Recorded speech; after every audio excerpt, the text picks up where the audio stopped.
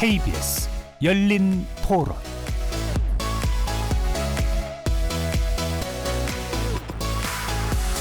안녕하십니까. KBS 열린 토론 배종찬입니다. 이번 주 금요일 KBS 열린 토론은 지적 호기심에 목마른 사람들을 위한 전방위 토크, 줄여서 지목전 토크 시간입니다. 예능 프로그램에서 한때 유행하던 먹방에 이어 최근에는 술을 마시는 술방이 자주 등장하고 있습니다. 연예인뿐만 아니라 일반인들이 나오는 예능이나 관찰 프로그램에서 음주 장면들을 자주 목격할 수 있는데요. 술방의 인기로 보는 유해 콘텐츠와 관리 사각지대, 지목전 토크 1부에서 짚어보도록 하고요. 2부에서는 최근 2-3년 사이에 늘고 있는 달리기 인구, 이른바 러닝 크루 열풍에 대해 짚어보겠습니다. 달리기 인구의 증가가 생활체육의 활성화라는 긍정적인 평가 이면에 여러 가지 논란을 낳고 있다고 하는데요. 이 내용 지목전 토크 2부에서 살펴보도록 하겠습니다. KBS 열린 토론 지금부터 시작합니다. 치열한 토론 속에서 더 나은 세상을 찾아갑니다. 올바른 세상을 만드는 첫걸음. 평일 저녁 7시 20분 KBS 열린 토론.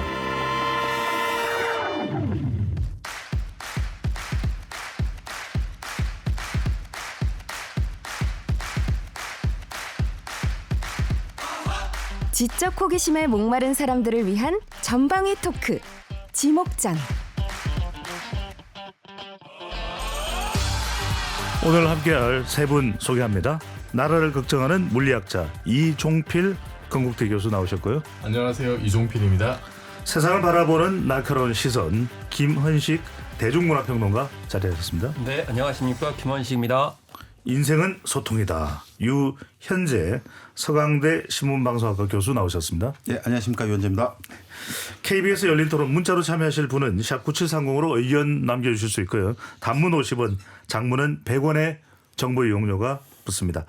KBS 모바일 콩과 유튜브를 통해 무료로 참여하실 수 있고요. 이 각기 다른 전공과 개성 또 지식을 가지신 세 분인데요. 지금부터 자세하게 관련 주제를 분석해 보도록 하겠습니다.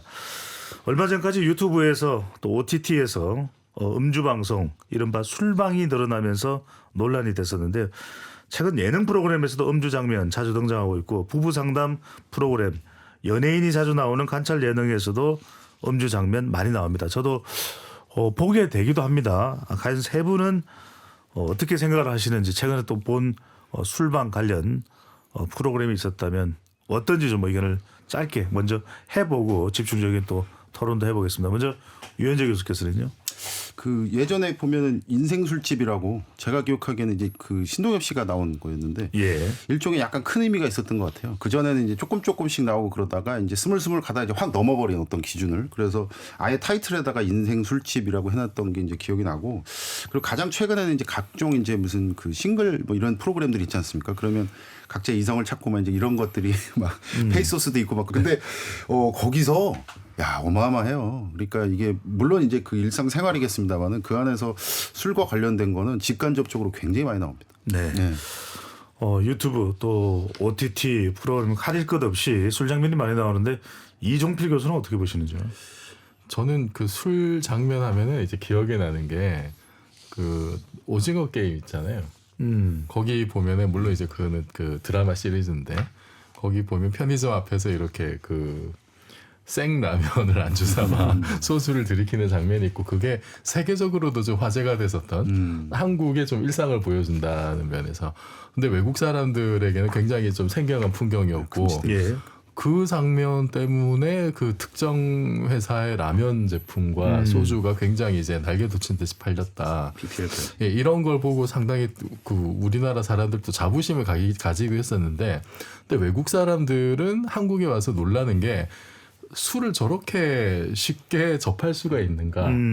드라마에서도 이제 그런 장면들 자주 나오고 이런 것에 많이 놀란다고 해요. 네. 그 저는 그 사실은 제가 이렇게 접하는 뭐 이런 영상들에서는 그 지나가다가 한 번씩 이렇게 연예인인데, 유명한 연예인인데 유튜브 채널에서 거의 뻘겋게 이렇게 취해가지고 그 유튜브 방송하는 거 보고 아 저게 요즘 트렌드인가라고 해서 좀 깜짝 놀란 적이 있었고 그래서 한번 좀 의식적으로 찾아봤어요 이번에 술빵 이런 걸로 찾아봤더니 일반인들도 정말 이렇게 먹방하듯이 보통 먹방하듯이 술을 수십 병을 먹고 그걸 이렇게 자랑 삼아 진열해 놓는 그런 영상들도 적지 않아서 와 이거는 생각보다 좀 많이 이렇게 퍼져 있구나 좀 심하구나라는 생각을 좀 했었습니다. 뭐 사적인 술자리야 뭐 누구라도 관여하기가 쉽지는 않지만 또 대중들에게 보일 수밖에 없다는 점 때문에 우리가 이제 주목하게 되는데 김원식 평론가 네.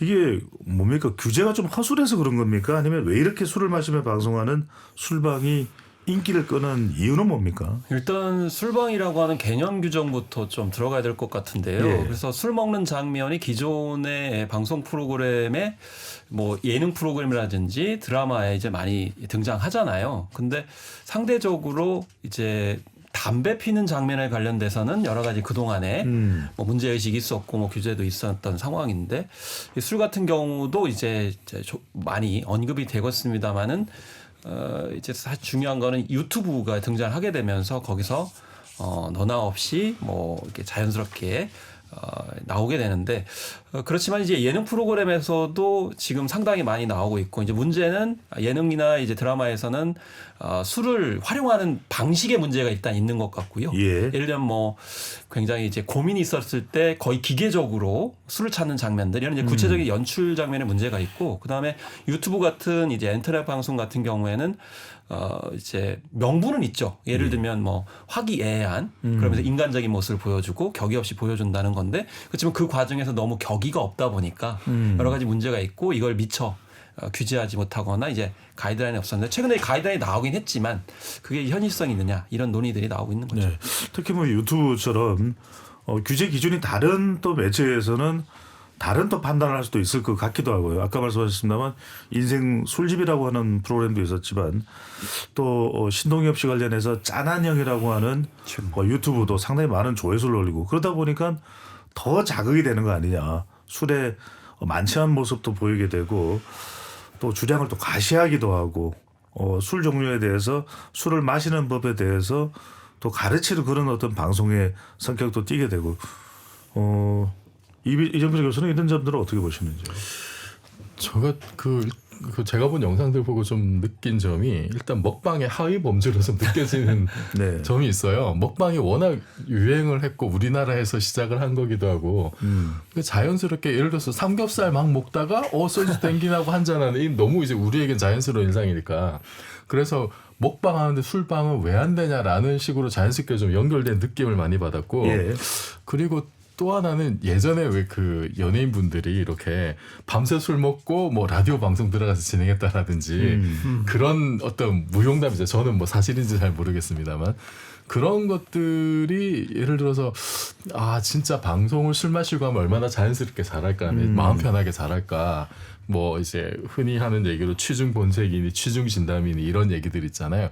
그래서 이게 공중파나 뭐 이런 기존 레거시 미디어에서는 도저히 할 수 없는 일들인데 유튜브나 이런 데서는 뭐 규제가 상당히 없으니까 정말로 해보고 싶었던 평소에 해보고 싶었던 그런 뭐 일종의 로망도 좀 있지 않았을까 싶어요. 술 먹고 얘기하면 정말 자연스럽게 내 있는 원래 모습 다 보여줄 수 있어. 그럼 훨씬 더 이렇게 재미난 진솔한 모습을 보여줄 수 있지 않을까.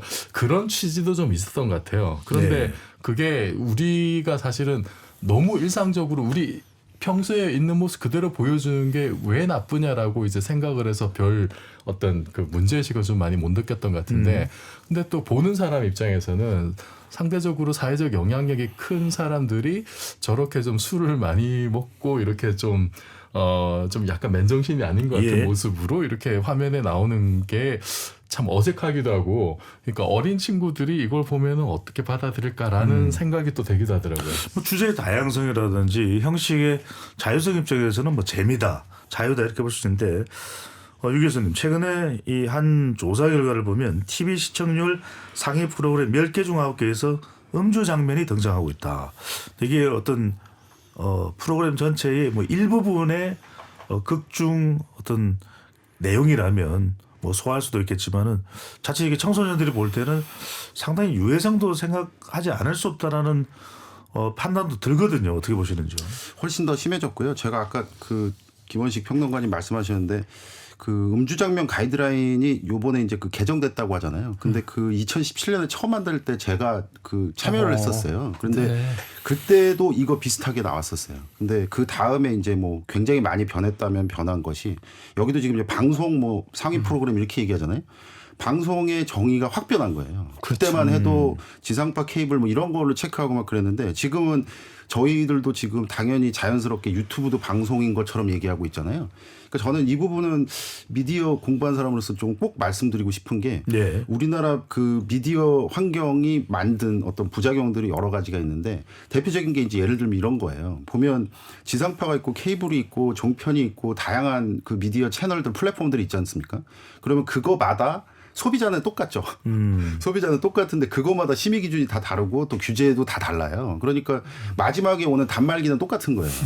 그러니까 우리 안방에서 보는 건 다 똑같은 건데 그 안에 있는 게 조금씩 다르니까 이게 굉장히 뭔가 유튜브의 블랙홀처럼 이렇게 빨아들이는 거죠. 우리 다 아시겠지만 결국은 뭐랄까 자극적인 게 그 결국은 살아남는다라고 생각하면 딴 게 전부 다 그런 식으로 들어가고요. 청소년과 관련돼서는 이제 그 조금 어려울 수도 있겠습니다만 1960년대에 반두라라는 알버트 반두라라는 그 교수님이 스탠포드 교수님이셨는데 이런 실험을 처음으로 한 거예요. 이게 이제 오뚜기 실험 뭐 이런 거였는데 그때 청소년이 우리가 미디어 콘텐츠를 보여주면 어떤 영향을 받는지에 대해서 극렬하게 보여준 거죠. 지금 같으면 사실 그런 실험을 하기는 조금 쉽지는 않은데 그게 이제 사회학습 이론 뭐 이런 것들의 이제 출발이었거든요. 근데 그 부분에서 보면 청소년들이 분명히 영향도 받고 그다음에 행동과 관련된 것도 영향을 받는데 문제는 뭐냐면 팍팍 드러나지가 않으니까 이게 괜찮을 거다라고 생각을 하는데 논문은 많아요. 논문 뭐 제 논문 포함해가지고 청소년들이 악영향을 받는다는 건 너무나 많아서 규제와 관련돼서는 좀 새로운 패러다임이 있어야 되지 않을까. 특히나 한국에서는. 김원식 변호사는 어떻게 보십니까? 청소년들에게 주는 영향. 예. 일단 중요한 거는 유튜브 등의 이제 SNS 같은 경우는 연령 제한이 없잖아요. 그렇기 때문에 내가 아는 뭐 인지도가 높은 연예인들 나온다. 그러면 자연스럽게 이제 보게 되는 거고 더더군다나 아이돌 그룹 member들이 나왔을 때는 더더군다나 팬심이 있기 때문에 심지어는 당연히 봐줘야 된다라고 하는 의무사항이 되기 때문에 보다 보면은 우리나라가 특히 음주에 대해서 굉장히 관대하다고 생각을 하지 않습니까? 그래서 사실 뭐 유현재 교수님께서도 뭐 인터뷰에서 1급 발암물질인데 여기 관련돼서 너무 관대한 거 아니냐 이렇게 생각할 수 있는데 중요한 건 여기 문화적인 부분이나 어떤 식습관 관점에서도 청소년들은 영향을 미친다고 생각을 합니다. 그러니까 음주 문화에 대해서 관대하게 생각한다는 것 이런 것이 있을 수 있겠고 또 이제 그 청소년기 때 사실은 음주를 하게 되면 그 버릇이 계속 간다고 그러잖아요. 예를 들면은 우리가 어른한테 술을 배워야 된다는 것이 이제 그런 맥락에서 볼 수가 있는데 그러면 결국 요즘 청소년들은 유튜브를 통해서 술을 배운다. 맞아요. 연예인을 통해서 배운다. 그런데 중요한 거는 그 가운데 어떤 대화나 상황에서 이제 배우는 거잖아요. 그럼 굉장히 아까 사회학습 모델도 말씀하셨지만 술을 배우는 사회학습 모델이 유튜브가 되는 거냐. 그럼 결국에는 굉장히 중요하게 우리가 바라봐야 되는 어떤 사회 문화적인 환경 요인이 아닌가 이렇게 생각합니다. 이 교수님은 어떻습니까? 너무 엄격한 거 아니냐. 그래도 좀 당장 그 청소년이 어떤 영향을 받았다라고 하는 직접적인 연관성도 발견이 안 됐는데 좀 지나친 해석 아니냐. 이렇게 또 볼 수도 있나요? 어떤가요? 한국건강증진개발원이라는 데가 있는데 그 이번에 가이드라인 이제 뭐 작년에 개정할 때도 같이 뭐 작업을 했던 것 같고 거기서 2021년 7월 달에 국민 1000명 대상으로 대국민 음주 행태 및 인식 조사를 한 게 있어요. 그 보니까 되게 내용은 좀 방대하던데 그 중에 그 미디어에서 묘사된 음주 장면을 시청 후 술을 마시고 싶다는 생각이 들었는가? 라는 질문에 약 20%, 이제 TV 프로그램 23%, 유튜브는 뭐 한 18% 정도인데 대략 20%가 그렇다고 대답을 했고 2022년에 청소년 음주인식 조사를 한 게 있는데요. 거기서는 국내 중고교생 10% 정도는 드라마 예능의 음주 장면을 보고 술 마시고 싶다는 생각이 든다. 저는 이거 10% 20%밖에 안 될까라는 생각이 들어요. 저 같은 경우도 이제 밤에 어쩌다가 이렇게 화면에 출출한데 뭐 삼겹살이나 이렇게 라면. 아니면 네. 라면이라든지 인지상정. 치킨 먹고 있는데 맥주가 등장한다. 땡기죠. 치맥이네요. 네. 그렇죠. 그러면은 지금 냉장고에 있는 맥주를 가지러 가야 되나 이런 유혹이 확 들거든요. 그래서 이 숫자는 굉장히 좀 최소값이 아닌가라는 생각이 들고, 그리고 이게 그 뭐 유튜브는 아닙니다만 그 예전에 그 페이스북에서 내부 보고서에 따르면은 그 네. SNS가 그 청소년들에게 굉장히 안 좋은 영향을 미친다는 이런 결과가 있었는데 내부에서 묵살하는 케이스가 있었잖아요. 아하. 그게 뭐 이렇게 뭐 좀 자살을 방조한다라든지 이제 이런 굉장히 안 좋은 부정적인 어떤 영향을 끼치는 내부 보고서가 분명히 좀 믿을 만한 근거가 있는 내부 그 조사 보고서가 있었는데, 뭐 지금 이제 유야무야됐습니다만 이런 거를 우리가 가볍게 볼 수는 없잖아요. 이제 요런 그 자료들을 보면은. 그래서 좀 경각심을 한번 가질 필요는 있을 것 같습니다. 알겠습니다. 유 교수님, 근데 이런 술방 또는 술과 관련된 유튜브의 경우에 조회수가 상대적으로 매우 높습니다. 구독자 수도 상당히 많은 걸 보면 미치는 영향도 크다고 볼 수 있는데, 현재 방송이나 OTT 등 같은 경우에 제한하는 어떤 규정 같은 것이 있습니까? 그 뭐 방송이랑 OTT랑 조금 다르게 봐야 되는 것 같기도 하고요. 왜 그러냐면 이제 그 규제 주체나 아니면 규제 내용이 조금 다릅니다. 근데 아마 언론 보도에서 보셔서 아시겠습니다만 OTT는 이제 자율 규제로 바뀌었잖아요. 근데 자율 규제로 바뀐다는 게 저도 조금 이해는 안 됐는데, 그때 이제 그 뭐랄까 패러다임에서 이제 승리한 게 산업과 관련된 얘기를 많이 한 거예요. 그때 기억나시겠지만 이제 뭐 오징어 게임이라든가 이런 것들이 K 한류 막 이런 것들이 돼서 산업이 훨씬 더 이게 아젠다가 위에 있어야 된다라는 것 때문에 아마 자율 규제로 된 것 같은데, 자율 규제가 된 다음에 제가 알기로도 어쨌든 OTT에서 영화들이 많이 나오고 다른 프로그램들도 많이 나옵니다만은, 그러면 예를 들면 뭐 청소년 뭐 관람 그다음에 몇 세 뭐 이렇게 해서 이렇게 좀 구분을 해야 될 거 아닙니까? 예. 근데 조금 이상한 것은 자율 규제가 된 다음에 이상하게도 청소년 관람가가 늘었다라는 거예요.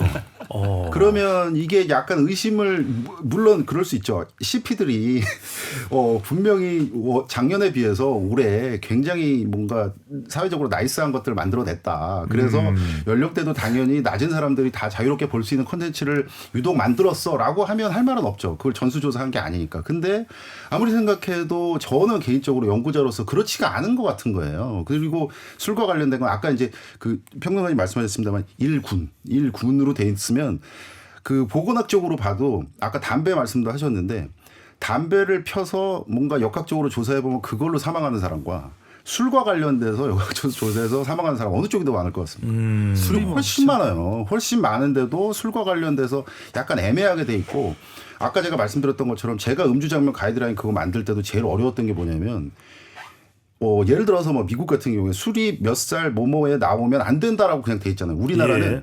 토를 달아요. 왜 그러냐면 술은 오케이. 그런데 이러이러한 컨텍스트에서는 안 돼. 예를 들면 술이 나왔어. 그리고 그게 흐름상 필요해. 그런데 그 다음에 운전하는 장면으로 올라가면 안 돼. 혹은 술 그 다음에 폭력으로 이어지면 안 돼. 저도 이상하게 계속 그렇게 얘기를 한다는 것 자체가 술과 관련돼서는 약간 이중잣대 뭐 이런 것들 때문에 분명히 규정도 있고 제한 어떤 요소도 있고 그렇지만 굉장히 애매하게 돼 있고 술은 안 돼. 그런데 그게 흐름상 뭐 이런 식으로 들어가 있어요. 그러면 굉장히 주관적으로 해석될 수도 있거든요. 그게 우리가 아까 평론가님 말씀하신 그 연구 결과 10편 중에 뭐 대부분에 있다. 이런 것들을 나올 수 있는 굉장히 중요한 변수였다는 생각이 듭니다. 유 교수님 보시기에는 제대로 또 적정하게 규제나 이런 법적인 가이드라인이 설정되어 있지 않다 이렇게 보시는데, 김원식 평론가는 어떻게 보세요? 일단 가이드라인에 대해서 이제 말씀을 하셨는데, 이제 유 교수님의 말씀에 좀 첨언을 하게 되면 결국엔 자율 규제로 하니까 결국엔 술방을 봐도 되는 거 아니냐. 이미 문턱을 넘어선 거 아니냐. 그래서 뭐 유 교수님 말씀하신 것처럼 그렇게 킬러 콘텐츠가 갑자기 증가해서 조회수가 늘어난 것 같지는 않고, 오히려 더 홍보해준 효과. 그러니까 인증을 해준 거죠. 이렇게 가이드라인을 제시를 했으니 뭐 이건 안전한 거 아니냐. 그런 식으로 그러네. 이제 계기가 된 게 아니냐 이런 얘기인데요. 예. 실제로 유튜브 채널들에서 좀 시행한 사례도 있어요. 예를 들면 뭐 짠한형 신동엽에서는 뭐 하단에다가 이런 문구를 새깁니다. 뭐 지나친 음주는 뇌졸중, 기억력 손상이나 치매를 유발합니다. 임신 중 음주는 기형아 출생 위험을 높입니다. 이렇게 얘기를 하는데, 뭐 변화라고 할 수 있죠. 그런데 일률적으로 다 하는 게 아니라는 거죠. 프로그램마다 그냥 자율로 하고 있기 때문에 그럼 어떤 프로그램은 하고 어떤 프로그램은 안 한다는 거고 그다음에 여기 보시면 지나친 음주, 뇌졸중, 기억력 손상, 치매 유발, 뭐 기형아 출산 이랬는데 사실 이 문구는 청소년들한테는 와닿지 않을 수가 있는 대목이기 때문에 이런 점에 한계가 있는 것 같고 다만 그 뭐 매체별로도 다릅니다. 아프리카 TV는 연령 제한을 설정을 했어요. 음주 콘텐츠 같은 경우는. 예. 그리고 틱톡 같은 경우도 과도한 양의 주류를 소비하는 성인이 담긴 영상에 연령 제한을 뒀어요. 근데 유튜브만 안 하고 있다는 거예요. 또 그 연령 제한이 제대로 지켜질지도 의문인데 이 교수님. 근데 이런 경고 문구는 분명히 있습니다. 얼마나 여기에 시선이 가고 주목을 하게 될까 유튜브를 보는 과정에 내내 40분 50분을 술 잘 마시고 또 술 먹고 난 이후에 또 소리까지 내는데 또 각종 맛있는 안주도 등장하고 이런 경고 문구가 효과가 있을까요? 어떨까요? 없는 것보단 낫겠지만요. 뭐 인체에 유해하긴 한데 저렇게 유명한 사람들도 다 알고 마시는구나 이제 이런 역효과를 줄 수도 있지 않을까 싶고 그 가이드라인이 원래 10개였는데 이제 12개 2개를 추가한 게 작년 11월 말이었거든요. 거기 그 두 가지 내용 보면은 이제 음주행위 과도하게 부각하거나 미화하는 콘텐츠의 연령 제한 등을 통해 어린이나 청소년 접근성을 최소화해야 한다. 그다음 두 번째가 경고 문구 등으로 음주 유해성을 알려야 한다. 요 2개인데 이게 그 어떻게 이 보건복지부하고 건강증진개발원이 얘기를 했냐면은 법으로 규제할 수 없어. 자율적 자제를 촉구하는 뜻에서 개정을 했다. 예. 뭔가 필요하긴 한데 법이 이게 뭐 관련된 법이 없으니까 규제할 수 있는 그런 게 없으니까 근데 상황은 좀 심각한 것 같고 그래서 일단 할 수 있는 게 자율 규제밖에 없다. 자율적으로 알아서 해달라라고 하는 거니까 사실은 유명무실하죠. 자율 규제는 이게 돈의 논리 앞에서는 이거는 네. 뭐 힘을 못 쓰지 않을까. 그리고 뭐 이거 뭐 좀 비슷한 예로 이제 이게 가짜 뉴스 같은 경우에도 법원에서 명예훼손 판결을 받기 전까지는 또 삭제를 안 하기도 하고 유튜브나 이런 데서 그러니까 범죄나 불법 콘텐츠라는 게 명확하게 확인되면 삭제하겠다 이제 이랬는데 그럼 그게 정말로 유죄 확정 판결을 받을 때까지 시간도 많이 걸리는 거고 예. 지금 음주와 관련돼서는 이게 지금 유죄인지 무죄인지 뭐 이런 걸 아예 가릴 수 있는 어떤 기준조차도 없으니까 사실은 좀 이렇게 빈 공간이 많아 보입니다. 유 교수님. 분명히 우리가 산업도 생각을 하기는 해야 되겠죠. 근데 음주하는 것이 흥행하는 것과 직결된다고 볼 수 있는 것인지 오히려 국민건강정진원이 문제의 음주 장면으로 적발한 방송 중 방송통신심의위원회에서는 88%가 문제없다. 이렇게 결정을 내렸다고 하는데 미성년자가 음주하는 장면이 나왔음에도 문제가 없다. 이런 또 판결된 사례도 있다고 합니다. 이건 너무 허술하다고 봐야 되나요? 어떻게 산업 융성을 위해서는 어쩔 수 없는 건가요? 그러니까 일단 기본적으로 자연스럽게 술방이 많아질 거라는 예상은 했어요. 그때 2017년에 제가 처음에 그거 만들 때부터 그랬고요. 가만히 생각해 보면 건강과 관련된 음식이 막 나왔는데 샐러리 그러면서 막 먹는 게 조회수가 늘 거라는 생각은 아무도 안 하잖아요. 그러니까 단짠 그다음에 술빵 자극적이고 막 리얼하고 막 이런 것들이 분명히 그 인기를 끌겠다라는 생각은 했는데 그러면 한국건강증진개발원이든 아니면 어떤 뭐 시민단체든 간에 이제 이건 안 되겠습니다라고 뭔가 방송통신심의위원회로 가겠죠. 그러면 이게 약간 뭐랄까 개선이 되려면 쿵짝이 맞아야 되는 거 아닙니까? 그런데 뭔가 이게 문제 제기를 하는 주체와 그다음에 이거를 판정하는 주체가 다른 잣대를 갖고 있다면 그러니까 시험을 냈는데 내가 이렇게 평가할 거야가 완전 다른 기준이 있는 거예요. 그럼 이걸 올려봐야 방송통신심의위원회에서는 뭔가 송반망이가 된다거나 아까 선생님 말씀하셨던 것처럼 미성년자가 음주를 냈는데 문제가 없다고 자세히는 모르겠으나 어쩌면 막 이런 판단이었을 거예요. 극중의 흐름에 있어야 된다라고 생각함이라고 이제 창작 그다음에 뭐 표현의 자유 이런 얘기를 하겠죠. 표현의 자유가 중요하다는 걸 우리가 왜 모르겠습니까? 근데 그럼에도 불구하고 만약에 청소년에게 큰 영향이 미친다. 그리고 유튜브가 블랙홀처럼 빨아들인다. 그래서 특히나 전 세계에서 IT를 제일 많이 즐기는 우리나라 같은 경우에는 우리나라에만 있는 조금은 엄격한 규제가 있어야 될 것 같다라고 하면 성선설을 믿지 말고 성악설을 믿어야 돼요. 성악설을 믿어서 어떠한 부분에서는 반드시 이건 규제가 돼야 된다. 그리고 아까 이제 우리가 얘기했던 것처럼 뭐 음주와 관련돼서 이런 게 나오면 이제 그런 걸 보통 경고 문구를 디스클레이머라고 하거든요. 디스클레이머도 제일 중요한 얘기를 한마디 하는 걸 디스크레이머라고 해요. 예를 들어서 주식과 관련되면은 당신이 책임질 수 있다.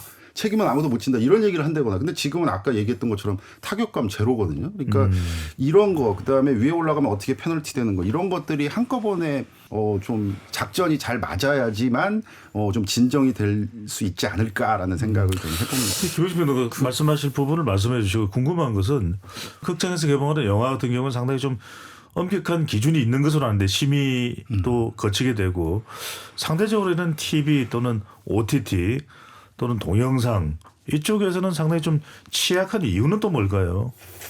일단 사실 이제 우리가 공중파다, 지상파다라고 했을 때는 그러니까 접근 가능성이 굉장히 열려 있기 때문에 무작위적으로 영향을 미칠 수 있으니까 규제를 좀 더 심하게 하는 거고요. 그다음에 케이블부터는 이제 가입자 중심이고 그렇기 때문에 좀 더 유연하게 한다는 측면에서 뭐 음주 장면에 대해서 좀 허용한 측면이 있습니다.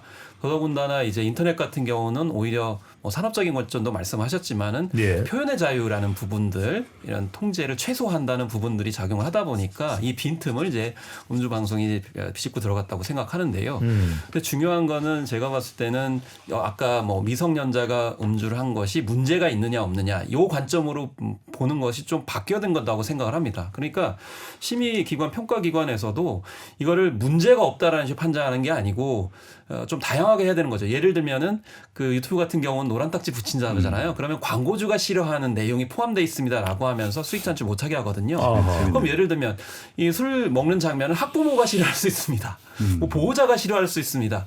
이런 식으로 얘기를 해줘. 우리나라는 그런데 이게 위법이 되냐 안 되냐, 문제가 있느냐 없느냐, 뭐 처벌이 되느냐 안 되냐 이 관점으로만 너무 생각한다는 거죠. 그러니까 문화적인 관점으로 이건 뭐 맥락상으로는 등장할 수 있지만 뭐 추천하거나 바람직하지는 생각하지 않는다라고 어떤 해석을 붙여야 되는데 우리는 너무 이분법적으로만 문제 되느냐 안 되느냐만 하니까 결국 문제가 안 된다 그러면 이게 아무 뭐 일종의 면죄부를 죄는 듯한 그래서 조회수가 오히려 늘어가는 그런 역설적인 현상이 있지 않나 이렇게 생각합니다. 그러니까 말 그대로 조회수 마케팅에 모든 것이 집중되어 있는 매몰되어 있는 건 아닌가라는 생각까지도 비판까지도 받고 있는데 유 교수님 TV 방송 이렇게 보다 보면 문신이나 흡연 장면은 모자이크 처리가 돼요. 근데 음주, 폭행, 심지어 지나친 성적 표현 이런 건 내보내고 있단 말이거든요. 이런 유해 콘텐츠 기준이 뭡니까? 이게 보면은 뭐 공익에 유해하다라든가 뭐 청소년에게 어떠한 영향을 미칠 거라든가 그런 원문, 그러니까 소위 말해서 굉장히 점잖은 얘기들은 다 써 있고. 그러니까 저는 이게 개선이 되려면 굉장히 깨알같이 네거티브 리스트가 써 있어야 된다라고 믿어요. 그러니까 아까 말씀하셨던 것처럼 그런 내용이라든가 뭐 그거는 어쩌면 너지의 영역일 수 있잖아요. 이런 것들은 뭐 학부모님 싫어하십니다. 이런 것들은 소통과 관련된 문제긴 한데 절대로 용인해서 안 되는 것들. 그러니까 이게 우리가 그렇게 넘어간 것들 분명히 있거든요. 술은 지금 굉장히 뭐랄까 모호한 영역에 있는 거고요.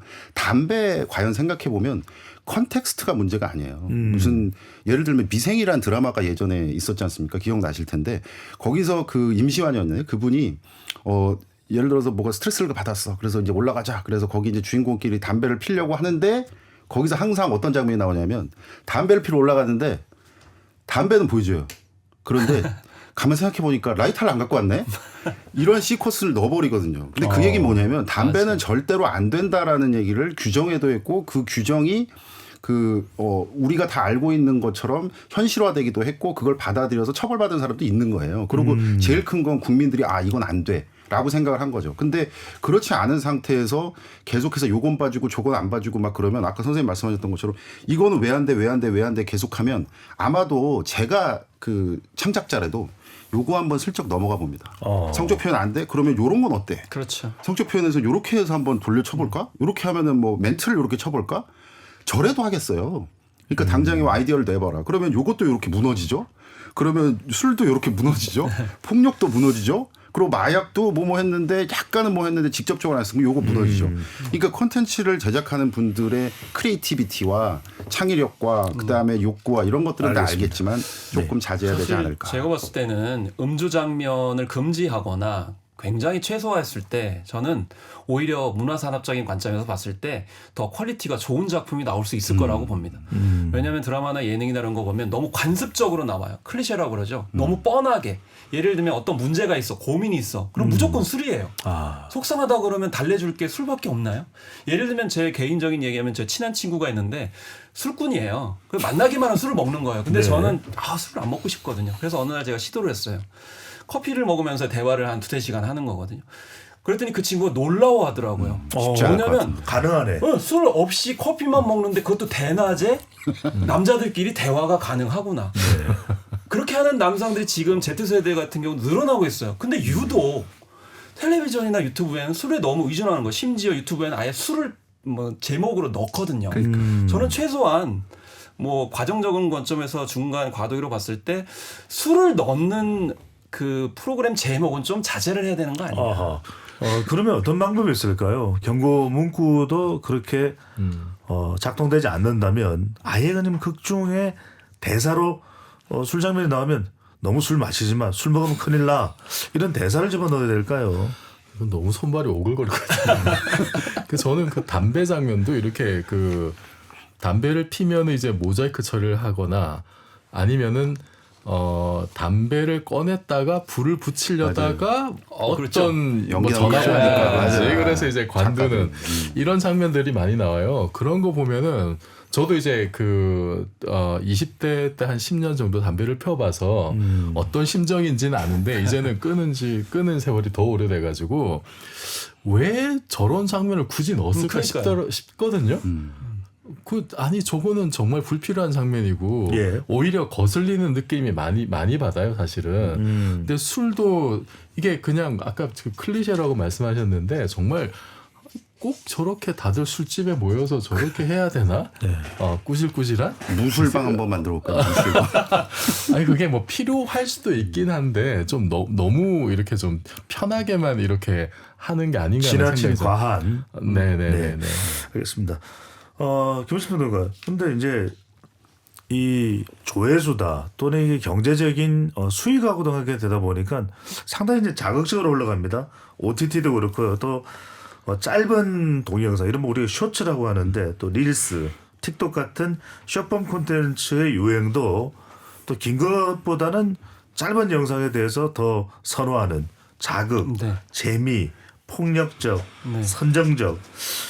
자, 이런 게 있죠. 예, 문제로 볼 수도 있을 것 같다는 생각이 들어요. 예를 들면 이제 숏폼 드라마일수록 굉장히 자극적이다라는 이제 지적들이 많이 나오고 있거든요. 그러니까 짧은 순간에 시선을 확 끌어야 되기 때문에 그러려면은 이게 이제 1, 2차가 있는데 첫 번째는 이제 음주 자체를 통해 가지고 짧은 순간에 눈길을 끌고 있는 것도 있지만 음주를 하게 되면 상대적으로 마음이 긴장이 풀어지니까 속마음들이 나오게 되죠. 그러니까 보통의 정신 상황에 나오지 않는 용어들이 표현들이 나오니까 그게 이제 자극적이니까 그 부분을 이제 편집만 해가지고 짧은 콘텐츠로 만드는 경향이 있고 또 최근에 이제 문제가 되는 것이 이제 부부 관계나 뭐 이런 성적인 담론들이 너무 많이 나온다. 왜냐하면 이제 술만 먹어서는 더 이상 자극적인 게 나오지 않기 때문에 예. 그래서 청소년들이 무분별하게 접할 수 있는 그런 19금 이상의 이제 표현들이 나오는 건 결국 짧은 순간에 이 눈길을 끌어가지고 조회수를 올리거나 수익을 얻으려고 하는 행태들이 있기 때문이라는 거죠. 그렇죠.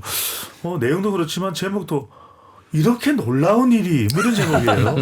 근데 그 정도도 약합니다. 들어갔는데 아무 놀랄 일이 없던 그런 상황들도 상당히 당황스러운데 이 교수님 일단 이런 문제가 있다라는 것은 해외에서도 유럽에서도 인식을 하고 있는 것으로 보이는데 유럽과 미국에서는 좀 변화가 시작되고 있다 이런 분석도 나옵니다. 어떤 규제들이 이루어지고 있을까요? EU가 올 8월부터 디지털 서비스법을 시행을 했는데 글로벌 플랫폼 기업이 이제 불법 유해 콘텐츠를 의무적으로 제거해야 되고 위반하면 거액의 과징금을 부과하는 유럽이 이런 게 상당히 좀 발빠르죠.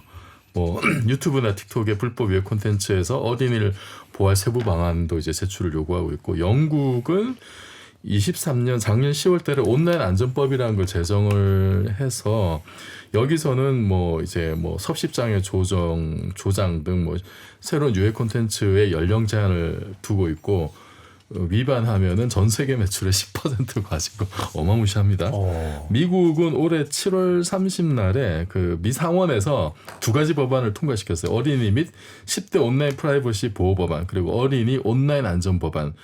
요게 통과가 됐는데 이제 하원 통과가 뭐 되나 안 되나 이런 게 좀 남아 있나 보더라고요. 여기 이제 SNS 업체 등이 자사 서비스에서 미성년자를 유해 콘텐츠로부터 보호하도록 의무화, 법적 책임을 부과하는 거거든요. 여기 유해 콘텐츠 내용에는 괴롭힘, 폭력, 자살 조장, 섭식장애, 약물 남용, 마약, 담배, 술 이런 것들이 들어가 있습니다. 예. 유사 콘텐츠가 자동 재생하고 막 추천하고 이런 것도 끌 수 있는 어떤 그런 조치가 이제 들어가 있게 되고요. 예.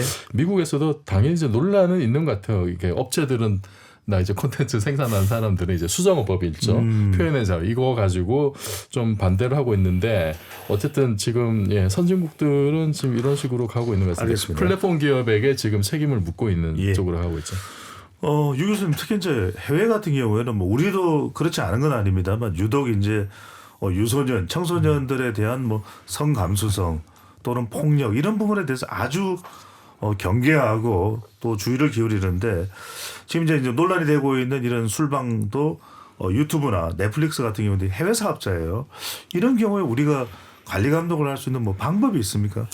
그러니까 아까 그 이 교수님 유럽 얘기하셨는데 저는 유럽이 좀 부러워요. 그러니까 이런 것과 관련돼서 인터뷰를 하게 되면 제가 자료를 어디서 찾아서 인터뷰를 준비를 하냐면 유럽 사례인 거예요. 근데 가만 생각해 보면 유튜브에서 아마 우리나라에서 훨씬 더 사업 규모도 크고 돈도 훨씬 더 많이 벌어갈 거거든요. 근데 우리나라에만 있는 법들이 있어야 돼요. 그러니까 우리나라만 전 세계에서 IT를 이렇게 즐기니까 너무나 많은 사람들이 무제한 데이터도 쓰고 막 그런데. 근데 정작 유럽에서 아까 말씀하셨던 것 중에 그 언급이 안 된 법 중에 하나가 예를 들면 네트워크 집행법 같은 거예요. 근데 그게 원조가 어떤 거였냐면 아까 말씀하셨던 것처럼 플랫폼한테 책임을 어디까지 할 것인가에 대해서 한방 크게 한 거거든요. 근데 네트워크 집행법을 국내법으로 만들었어요.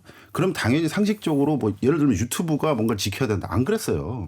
그러니까 그 법이 해외 사업자들한테 우리가 국내법을 만든다고 해도 그게 온전히 그 사람들이 다 지킬 것인가는 사실은 다른 얘기인 거예요. 그런데 그거를 만들어 놓으면 어떤 효과가 있냐면 움직일 수밖에 없어요. 왜 그러냐면 유튜브는 국가나 무슨 NGO나 이런 데가 아니라 기업이란 말이죠. 그럼 기업이 뭐 때문에 움직이겠습니까? 한국에 있는 소비자가 유튜브에 대해서 불만을 갖기 시작했어. 그리고 알고리즘과 관련된 것도 사실은 순기능인 줄 알았는데 역기능이 너무 많아서 막 성적인 것도 이렇게 하고 큰일 났네? 라고 해서 뭔가 반응이 안 좋아 라고 하면 움직이겠죠. 그러니까 1차는 국내법 완비. 그다음에 없으면 만들고 좀 세게 만들고 그다음에 두 번째는 아까 평론가님 말씀하셨던 것처럼 끊임없는 1년 내내 이루어지는 굉장히 많은 넛지들. 예. 이게 혼합이 돼야지만 유럽을 따라할 필요는 없지만 어쨌든 한국에도 그래야 지켜지지 않을까 싶습니다. 교수님 말씀이 중요한 것이 법을 만들어 놓고 또 여론을 형성해 나간다는 것은 또 해외 사업자들은 상당히 또 압박이 될 수는 있을 것 같은데 김평론가님 그러면 음주 장면에 대한 규정은 좀 어떻게 손을 보는 게 나을까요? 그래서 지금 뭐 청소년 유해 정보 등급 기준을 보면은 이제 그 대개 뭐 노출, 성행위, 폭력, 언어 이렇게 돼 있어요. 그러면서 비고에 뭐가 돼 있냐면 마약 사용, 무기 사용 조장, 뭐 음주 조장, 흡연 조장 이렇게 돼 있습니다. 따로 이제 포함이 안 돼 있어요. 뭐 음주나 흡연이나 이런 거는. 주로 유해 기준이 뭐 노출 성행 이건 성적인 부분이겠죠. 폭력 언어 부분에 화정이 있단 말이죠. 그러니까 그만큼 청소년 유해 정보 기준에 음주 같은 경우는 굉장히 따로 분류가 돼 있지 않다는 거죠. 그리고 그 다음에 조장.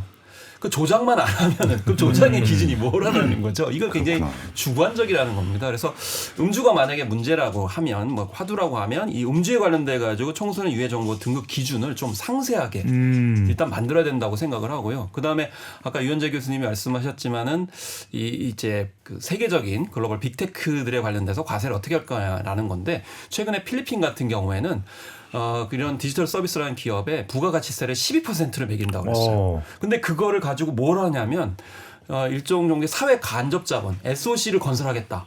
심지어 농어촌에 학교를 건설하겠다. 이렇게 얘기를 했거든요. 국민들이 좋아하겠는데. 그래서 그 청소년들한테 만약에 불건전 정보를 게시한 플랫폼에 책임을 묻는다 그러면 거기에 관련돼 가지고 따로 부가가치세 해가지고 좋은 사회 목적으로 특목적적으로 활용할 수 있도록 하는 것도 교수님 말씀대로 우리만이 먼저 시작하면 안 되나. 너무 해외의 사례들만 보는 게 아닌가 이런 생각이 듭니다. 다시 보면 디지털 권리 장전을 우리가 좀 더 주도해 나가는 게 어떠냐라는 의견인데 이 교수님 근데 이렇게 되면 아까 미국의 수정헌법 1조도 말씀하셨습니다만 표현의 자유와 청소년에 대한 보호 가치 이게 충돌할 수밖에 없거든요. 그렇다면 어떻게 판단을 하는 게 필요할까요? 근데 표현의 수단이 지금 전례 없이 진화하고 있잖아요.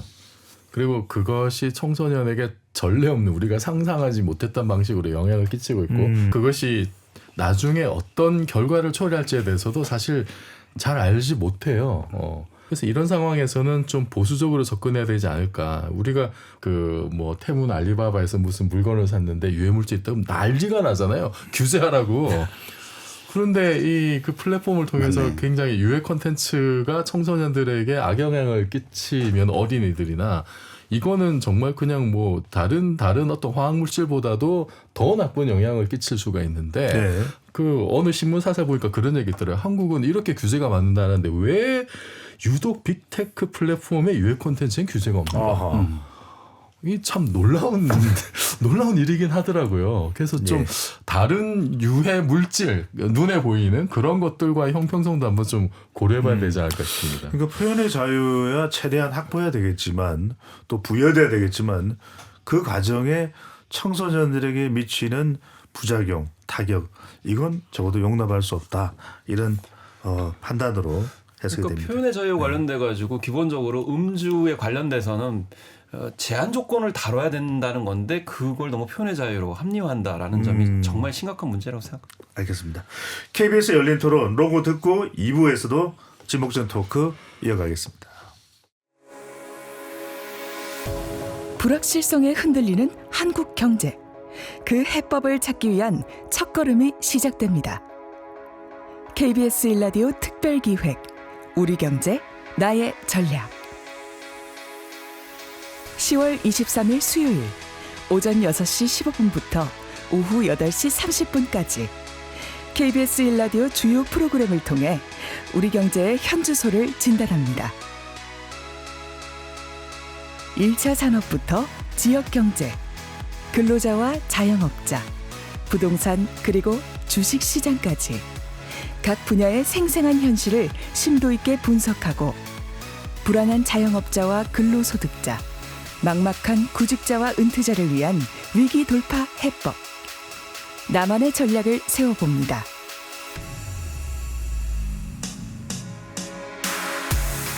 하루 동안 이어지는 경제 집중 편성.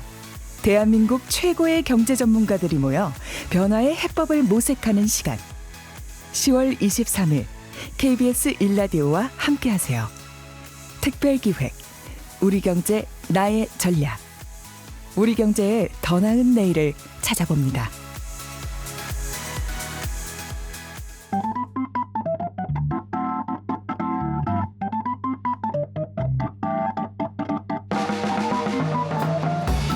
세상을 바꾸는 질문 열린 토론이 시작합니다.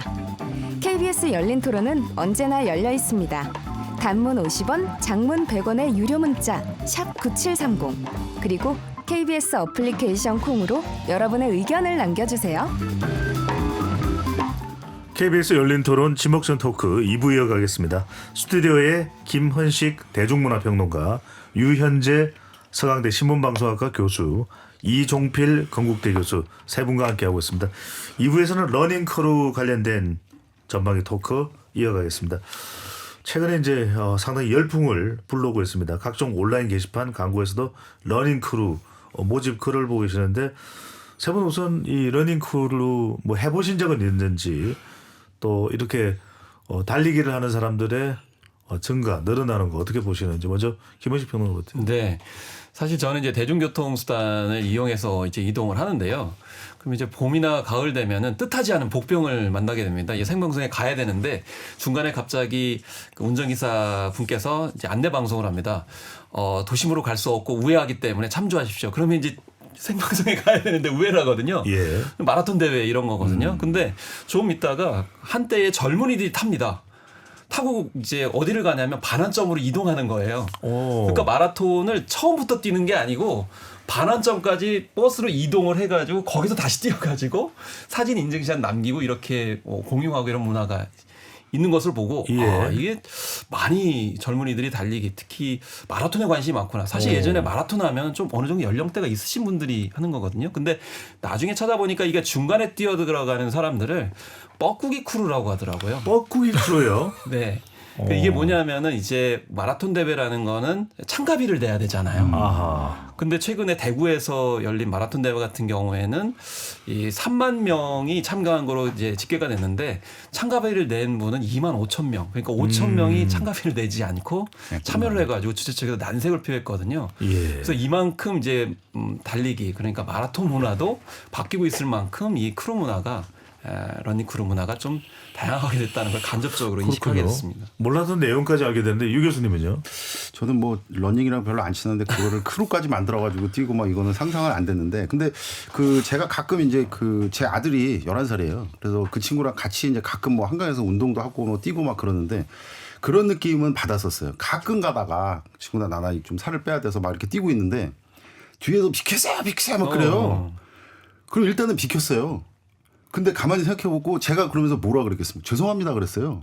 근데 가만 제가 뛰다 보니까 내가 왜 죄송해야 되지? 라고 하는데 그게 전형적인 뭐랄까 우리 집단주의의 폐해라고 생각해요. 그러니까 저쪽은 쪽수가 많고. 네, 많은 사람들이 뭔가를 하니까 소수는 당연히 뭔가를 비켜줘야 되고 그리고 그 사람들의 뭔가 진로에 방해가 됐으니까 내가 미안하다 생각한다. 근데 그게 의외로 많아요 최근에. 그러니까 뭐랄까 순기능도 분명히 많겠죠. 흥기능도 많은데 이게 혼자서 뭔가 이렇게 혼자 뭔가 방해받지 않은 권리 이런 것들을 침해받는 경우도 분명히 생각해봐야 될 현상이라고 생각합니다. 그렇군요. 이 교수께서는요? 저는 이렇게 밖에서 마주친 경우는 별로 없고 그래서 피부에 와닿게 느낀 적은 없는데 러닝 크루라는 말을 들었을 때 왜 굳이 저런 말을 써야 될까 하는 생각은 들었어요. 달리는 친구들. 집단 달리기 말로 아니 안 그래도 지금 우리 한강 작가가 한국말로 노벨 문학상을 받는 시절인데 달리는 친구들이었으면 좋을 뻔했다. 뭐팀 모임 뭐 이러든지 왜 이게 또 초기에 우리가 어떤 개념을 쓰는 어떤 단어를 쓰느냐가 또 중요하잖아요.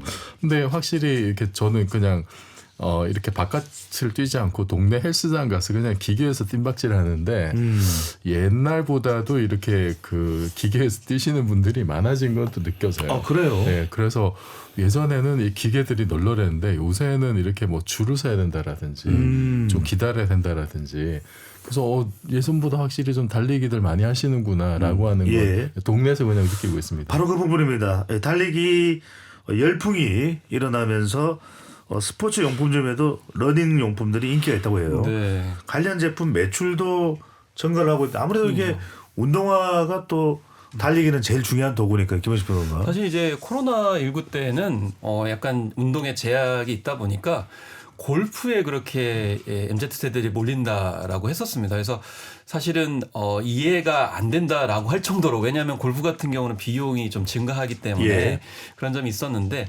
사실 그 골프를 해보니까 많이 부담감을 느꼈나 봐요. 그래서 코로나19가 이제 거치게 되면서 달리기 쪽으로 이동했는데 달리기를 이렇게 많이 하는 이유 중에 하나가 비용이 적게 든다 이런 측면에서의 접근성이 있다라고 얘기를 했는데 그러다 보니까 오히려 이게 시장을 형성해서 뭐 한국 섬유산업협업협회의 이제 추산을 보면은 국내 운동화 시장 규모가 2019년 3조여 원이었는데 지난해 4조 원까지 늘었다는 거고 러닝화 시장 규모만 이제 1조 원 정도로 넘어섰다 이렇게 얘기를 하는 거죠. 그러니까 뭐 복장은 안 갖추더라도 최소한 신발은 좀 신어야 되기 때문에 이제 신발 부분에서 지금 브랜드가 세분화, 다양화되고 있다 이렇게 이야기를 할 수가 있겠습니다. 네. 유 교수님, 최근 2, 3년 사이에 특히 이제 MZ세대 2030의 러닝 동호회 이른바 이제 러닝 크루 열풍이 이제 더 강해지고 있는데 특별히 그런 이유가 있을까요? 일단은 이제 오늘부터 저희들을 지목전 크루라고 하는 게 네. 그렇게 생각이 크루는 빠지지 않네요. 저는 그렇게 생각해요. 이게 그냥 유행이라고 아마 물론 이게 들으신 분들은 러닝크루 분들은 조금 뭐 좀 화가 나실 수도 있겠습니다만은 저는 이게 약간의 흐름이라고 생각하고요. 얼마 전에 우리 뭐 이렇게 오운환 이런 말 들어보셨을 텐데 뭐 이런 것처럼 이제 똑같이 운동을 하죠. 예전에 뭐 운동 안 했겠습니까? 근데 운동을 하는데 거기에 의미를 부여하는 작업들이 몇 개가 들어가고 그 다음에 굉장히 뭐랄까 재밌을 법한 이게 게임화되기 시작하면 운동에서 확 이렇게 레벨업이 되는 것 같은데 그 특징 가만히 생각해보면 다른 운동도 막 했죠. 농구도 했다, 뭐도 했다 그러는데 이게 러닝이 왜 이렇게 됐을까 생각해 보면 몇 가지 제가 한번 정리해 본 건데요. 첫 번째는 반드시 함께 해야 돼요. 그렇지. 이게 뭔가 집단주의인 뭘 꼭 함께 해야 돼요. 혼자 달리면 안 되고. 그리고 두 번째는 보여줄 수 있어야 돼요. 촬영도 이렇게 딱딱 해야 인증샷. 되고. 예, 그거 없으면 글쎄 혼자서 어디 뛰어갔다 오라 그러면 그건 노동이 될 수도 있으니까 그건 아닌 거고. 그리고 세 번째는 누군가 레이블링을 해줘야 돼요. 러닝 크루. 마치 우리 그 꽃이라는 시 있지 않습니까? 네가 나에게로 왔을 때 이름을 불러줬을 때 의미가 된 것처럼 레이블링 해줬죠. 그리고 또 하나는 장벽이 낮아야 됩니다. 그래서 지금 이게 4개가 딱 맞아 떨어진 게 요거라고 생각하고요. 그 전에도 분명히 그 이렇게 등산이라든가 이런 것들도 분명히 있었습니다. 근데 이게 제가 느끼기에는 이런 거에 플러스 또 하나가 마케팅입니다.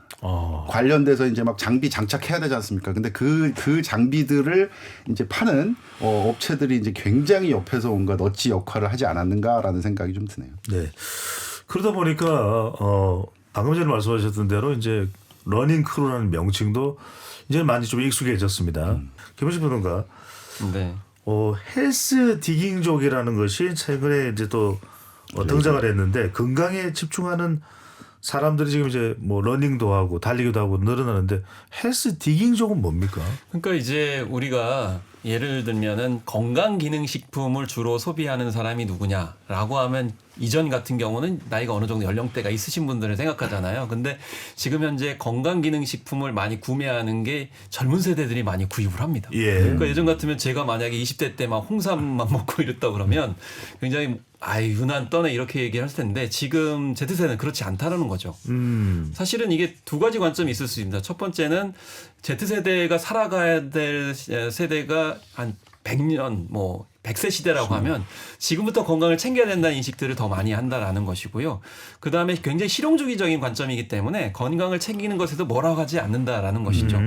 그리고 헬스 플레저 이제 트렌드도 있습니다. 헬스 플레저가 뭐냐면 결국에는 그 즐겁게 건강을 챙긴다라는 거거든요. 아까 유현재 교수님께서 이제 재미를 추구하셨는데 결국 이 크루 문화를 접목시키는 게 재미있게 이제 운동을 하는 거거든요. 근데 혼자 하면 굉장히 힘들잖아요. 오운환을 하는데 혼자 헬스장에서 하면 뭐 이제 음악을 들으시면 약간 재미있었지만 사실 벽 보고 달리는 거기 때문에 재미가 없거든요. 그리고 멤버들이 이게 랜덤하게 움직입니다. 이거는 기존의 모임과 같이 이게 들고 나가는 게 굉장히 자유롭거든요. 그러니까 멤버들 만나는 재미도 있고 그다음에 가장 가까운 데서 인증사진 찍으면서 SNS 연동해가지고 올리다 보니까 결국엔 재미있게 내가 좋아하는 운동을 한다. 그런데 중요한 건 이게 흐름이 있다는 거죠. 아까 말씀드렸듯이 골프, 테니스, 그다음에 달리기로 온 건데 이게 어디로 튈지 또 모릅니다. 그러니까 건강에 대한 관심이 굉장히 많아졌는데 건강에 도움이 된다 그러면 뭐든지 지금 파고 들어가는 문화가 지금 젊은 세대에게 이제 불고 있기 때문에 건강은 나이 어느 정도 있는 사람과 반드시 연결되는 부분이 아니다라는 걸 지금 젊은 세대들이 보여주는 거죠. 그러네요.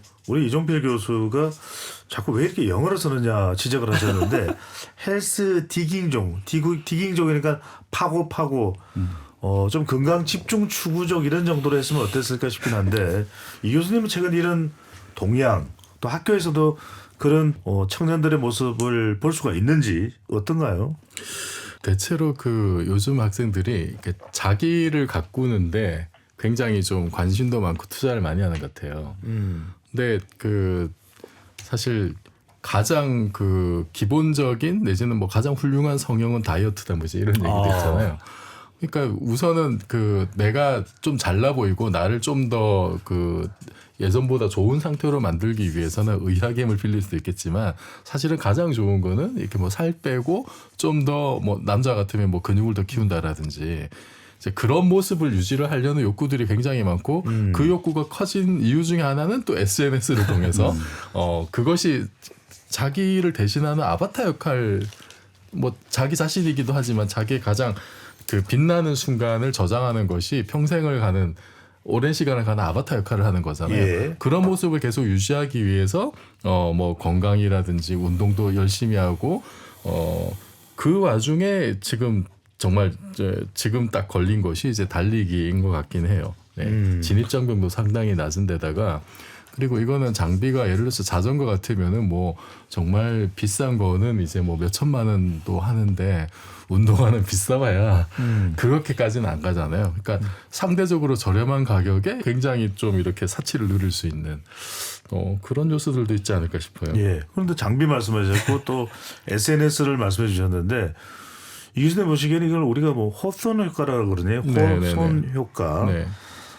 일종의 자기 효능감을 확인하는 건데 자꾸 보여주고 내가 뭘 하겠다고 남들로부터도 확인받고 이게 이제 효과가 있다 이렇게 판단을 할까요?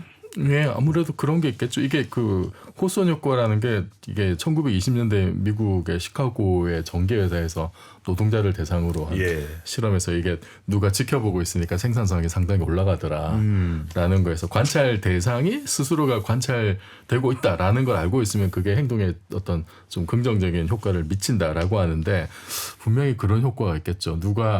그래서 이제 여러 사람들이 모여서 함께 운동을 하거나 아니면 그렇지 않다 하더라도 내가 운동하는 모습을 인증샷을 찍어서 올린다라거나 그래서 오운완 오늘 운동 완료했다라고 이렇게 올리는 것이 그게 결국은 다른 사람들이 나를 이렇게 지켜봐 달라라고 하는 거 그것이 또 고통스러운 운동의 순간을 버티게 하는 원동력이 될 수도 있으니까. 예, 네. 교수님. 이게 호모 루벤스라고 하잖아요. 이게 이제 그 끊임없이 루덴스인가 조금 네, 헷갈리는데 루덴스. 한번 여쭤보겠습니다. 유의 인간. 예. 그래서 유해 인간이잖아요. 근데 이게 그거의 기본적인 게 누군가 인정하는 사람이 있어야 되거든요. 그래서 그게 아마 뭐 그 호스톤 이펙트 옛날에 우리 호온도온이 그랬는데 호스톤 이펙트라고 하는데 그게 사실은 그 뭐랄까 MG란 걸 이렇게 막 하나로 이렇게 일반화해서 말하기는 조금 어려우나 굳이 우리가 말한다면 그거에서 우리가 좀 이렇게 팁을 찾을 수 있지 않을까 싶어요. 예를 들면 공부를 해도 옛날에 도서관 가서 했잖아요. 지금은 카페 가서 하잖아요. 근데 그게 가만 생각해서 왜 그러냐고 이렇게 조금씩 물어보면 그 호스톤 이펙트가 굉장히 세요. 그러니까 누군가 날 이렇게 보고 그다음에 뭔가 자연스러운 ASMR 그리고 공부도 누군가 이렇게 시선 그리고 같이 하고 이게 가만 생각해 보면 운동이란 걸 하게 되면 뭐 이런 컨텍스트가 되는 거고 또 공부를 하게 되면 뭔가 이런 거예요. 그래서 그런 부분을 뭐 딱히 뭐 지금에 완전 너무너무 새로워가지고 이건 어떻게 그런 차원이 아니라 옛날에 조금 뭐 제 세대 뭐 이렇게 하면은 사실 등산 크루들도 많았어요. 맞아. 등산 크루들도 많고 가만 생각해보면 막 엄청 비싼 것도 많이 사고 그래가지고 무슨 그 산업 그 규모로만 보면 우리나라 네팔 옆에 있어야 된다고 그랬어요. 그러니까 이런 걸 생각을 해보면 약간 심리적으로 이해할 수 있지 않을까 싶습니다. 어느 외국인들은 한국의 중년들이 왜 이렇게 등산복을 많이 입고 있느냐 뭐 그런 얘기를 하기도 합니다만 운동을 많이 하고 누군가로부터 또 확인을 받아서라도 호손 효과 이걸 누릴 수 있다면 좋은 건데 김영동 의원님 그럼에도 불구하고 좀 과하면 우리가 이제 부작용 이야기를 하는데 이게 좀 지나친 열풍 또 과한 집착 이렇게 또 부작용들을 또 생각해 볼 수 있을까요? 뭐 앞서서 아까 이제 장비빨 말씀하셨고 진입장벽 말씀을 하셨는데 뭐 일단 러닝화 한 켤레 5-60만 원 되고 더 비싼 게 많다고 그래가지고 러닝화 계급도까지 나왔잖아요. 그렇기 때문에 운동화가 별거 아니다 이렇게 생각할 수 있지만 이것도 유명 브랜드가 붙게 되면서 이제 계급화가 되고 있다라는 거고. 60만 원까지 나와요? 네. 근데 이제 중요한 건 이제 과연 초보자들한테 이런 유명 브랜드 러닝화가 필요하냐 뭐 이런 부분들이 있고 또 최근에 이제 각 지자체들이 언급하고 있는 그 규제책들이 있지 않습니까? 이제 집단 달리기를 하다 보니까 여러 가지 시민들한테 민폐를 주니까 여기에 규제하는 모습들 이런 이제 부작용들이 나오고 있는 것도 사실이죠. 네. 자, 이런 거 어떻게 생각해야 될까요? 일단은 운동을 할 때 뭐 테니스도 라켓이 어느 브랜드냐, 얼마나 또 비싼 거냐, 또 가벼운 거냐. 이 러닝크루 이야기를 하면서도 경제적인 상황에 따라 상당히 또 부담이 될 것 같아요. 누군 어떤 운동화를 신더라, 브랜드를 신더라. 최근에 또 이런 일이 있었다고 합니다. 전문 마라토너들이 신는 카본화, 탄소가 삽입이 되어 있는 이제 매우 가벼운 러닝화라고 하는데요. 92년 바르셀로나 금메달리스트 마라톤이죠. 황영조 선수는 초보 운전자가 배기량 600cc 스포츠카를 타면 사고가 난다고 경고를 했습니다. 일각에서는 이제 초보자들에게 텃세 아니냐, 왜 우리는 못 신을 게 뭐냐, 좀 이 논쟁이 붙었어요. 이 부분 유 교수님 어떻게 보시는지요? 개인적으로 그 생각을 했어요. 그러니까 운동에서 항상 이게 뭐가 유행하면 꼭 그런 게 나옵니다. 골프도 그랬고 등산도 그랬고 심지어 막 그랬었지 않습니까? 그냥 북한산 그냥 가면 되는데 꼭 막 수십만 원씩 막 이렇게 하고 막 그런 것들 분명히 있었어요. 저도 그랬고. 근데 그 러닝에서 뭐가 그런 게 나올까 싶었는데 신발로 올라가는 거 보고 야 이게 참 회사가 마케팅을 잘하나라는 생각을 했었는데 저는 약간 이렇게 환경적 이게 몬주의의 영웅 아닙니까? 이분이 이제 뭔가 멘트를 이렇게 하시고 막 그랬었는데 그냥 바라보셔도 되지 않을까 싶습니다. 이게 이제 그냥 뭐 50만 원씩 60만 원씩 막 이렇게 하면은 약간의 열병처럼 또 이렇게 해서 진정이 됩니다. 제가 예전에 사회인 야구를 좀 오래 했어요.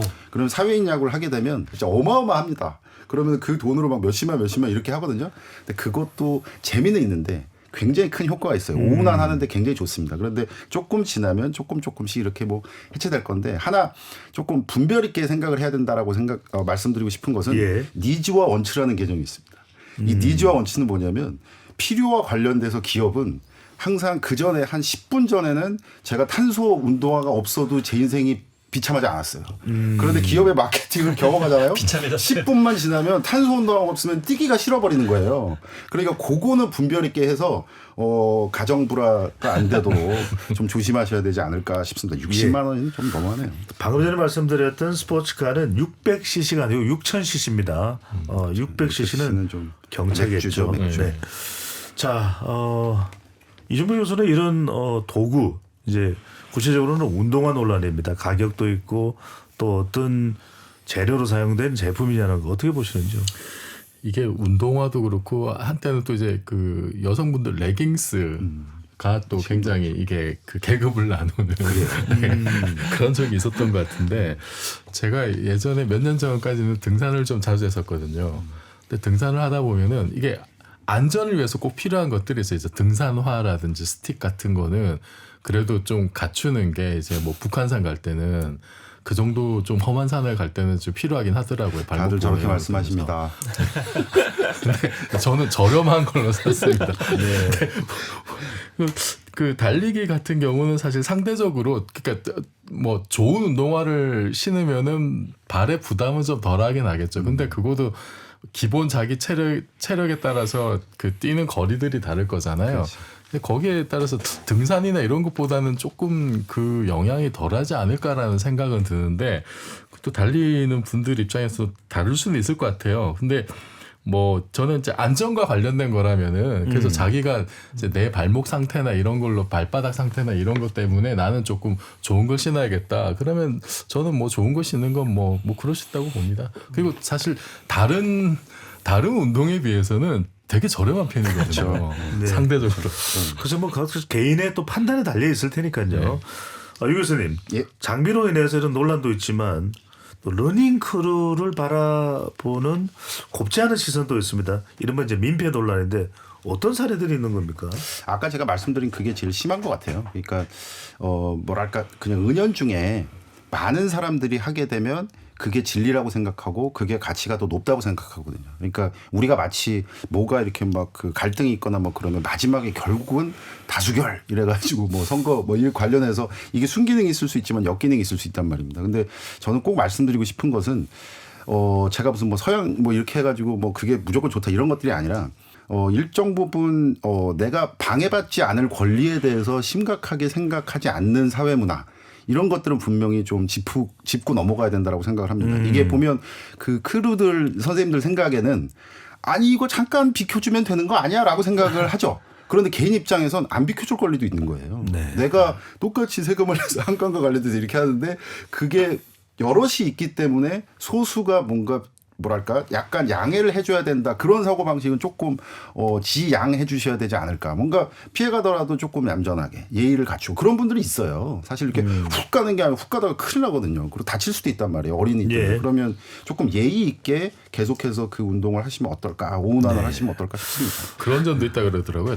원래 달리기 동호회 하시는 분들은 이렇게 트랙이 있으면은 1, 2번 레인은 빨리 가고 뭐 5, 6번 레인은 뭐 좀 천천히 가고 이제 이런 그런 게 암묵적인 룰이 있는데 이 러닝 크루 분들이 단체로 뭐 한 20명 뭐 이렇게 수십 명이 아예 전체 트랙을 다 점거를 해가지고 그거는 정말. 네, 그럼 다른 사람들이 못 다니게 뭐 독점을 하고 이제 앞에 있으면 소리치고 그래서 아니 진짜 혼자 있으면 저렇게 안 할 거면서 사람 쪽수 많다고 이렇게 막 고함치고 다 점유를 해버리고 그러면은 원래 그 시설을 이용하는 다른 뭐 동네 주민들한테 엄청난 피해를 줄 그래서 수 있죠. 문제겠죠. 네. 그러니까 아까 네. 이원재 교수님께서 이제 여러 번 강조하신 이제 다수라는 개념을 좀 뒤집어 봐야 될 것 같아요.